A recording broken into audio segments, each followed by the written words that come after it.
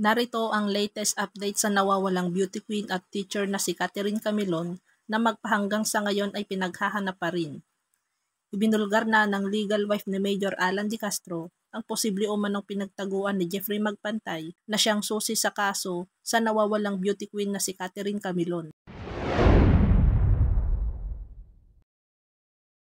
Ibinulgar na ng legal wife ni Major Alan De Castro ang posible umanong pinagtaguan ni Jeffrey Magpantay, ang driver bodyguard ni De Castro na siyang susi sa pagkawala ni Catherine Camilon.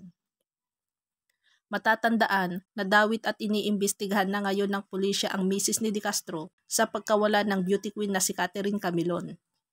Sa kanyang naging salaysay, ibinulgar nito sa pulisya at iniisa-isa niya ang mga posibleng pinagtaguan ngayon ni Jeffrey Magpantay.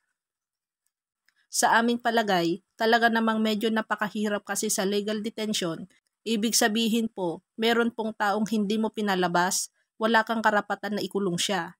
Kaya po dapat po, merong magsasabi na talagang kinidnap o ikinulong laban sa kanyang kalooban. Kaya medyo napakahirap po kung circumstantial evidence lamang ang magiging basihan ang pagfa-file na kaso na yan. So dapat po may proof yan na dapat po kinidnap siya or illegally detained. At saka, siya magsasabi na talaga ako'y kinidnap, ako'y hindi wala sa karapatan na ikulong ako. Ayon ng pulisya. Wala pa umanong malinaw na pruweba kung buhay pa ang nawawalang Batangueña teacher at beauty queen na si Catherine Camilon. Ayon ng PNP, sasalang na sa piskalya ang itinuturing na pangunahing suspect na si Police Major Alan De Castro sa darating na December 19 at January 9, 2024. Unti-unti nang lumilinaw ang kaso sa nawawalang beauty queen matapos makipag-cooperate ang legal wife ni De Castro sa mga kapulisan. Dahil dito ay tila lumiliit na ang mundo ni Jeffrey Magpantay na isa sa mga suspect at may kinalaman umano sa pagkawala ni Catherine Camilon.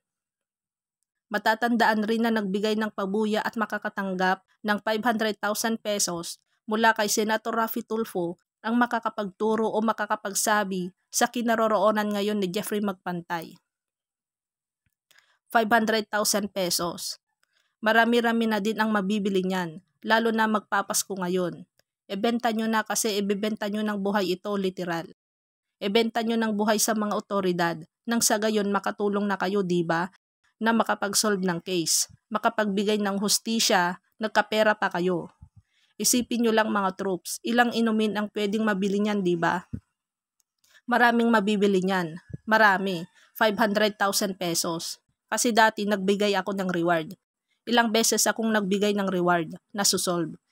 500,000 pesos makapagturo hanggang sa masampahan ng kaso itong si Jeffrey Magpantay at maikanta niya ang primary suspect yung mastermind.